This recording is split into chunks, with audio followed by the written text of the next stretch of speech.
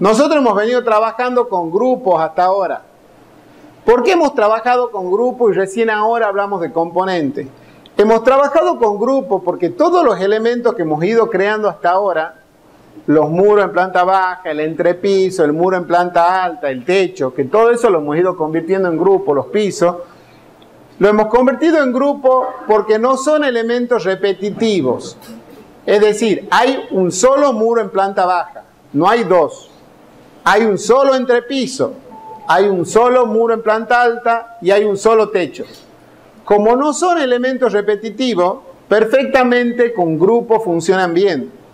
Porque hay una sola vez y no se repite. El único objetivo que tiene aquí el agruparlo es justamente poder manipularlos individualmente como una unidad. En cambio, la carpintería, seguramente cuando la insertemos, vamos a ver que no tenemos una de cada tipo. Si tenemos una de cada tipo en una casa tan chica, hasta le diría que es un error conceptual, porque no tiene mucho sentido que tengamos todas las ventanas distintas, todas las puertas distintas, ¿sí? Lo lógico es que en un proyecto relativamente chico tendamos a estandarizar para que sea más barato, más fácil de construir, etcétera, etcétera.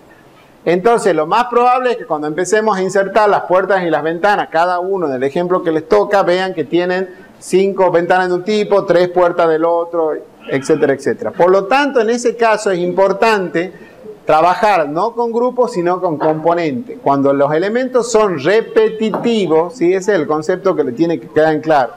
Cuando hay elementos repetitivos, siempre trabajamos con componentes, tomando como componente cada unidad del elemento constructivo, ¿sí? La hoja es un componente, el marco es un componente y lo agrupamos en una ventana o en una puerta.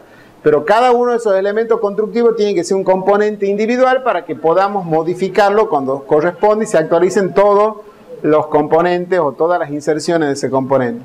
Entonces, cuando tengamos elementos repetitivos, trabajamos con componentes. Si nosotros, por ejemplo, estuviéramos haciendo esta vivienda, pero no para una vivienda, sino para un barrio de 200 casas, ¿sí?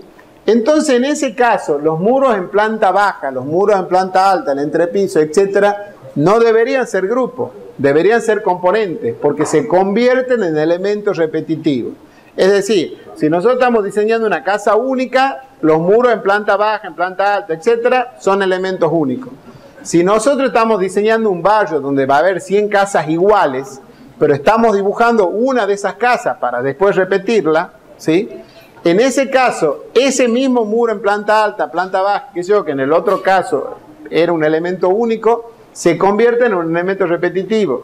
Y por lo tanto va a ser necesario que ese muro en planta baja sea un componente, para que cuando lo copiemos 100 veces, tengamos 100 veces repetido ese componente, con lo cual es más fácil la modificación, el archivo es más chico, etcétera, etcétera. Un objeto no necesariamente, o en términos absolutos, se justifica que sea grupo o componente, sino que se justifica que sea grupo o componente en función de si es un elemento repetitivo o no. Cuando el elemento sea repetitivo, tiene que ser un componente, ¿sí?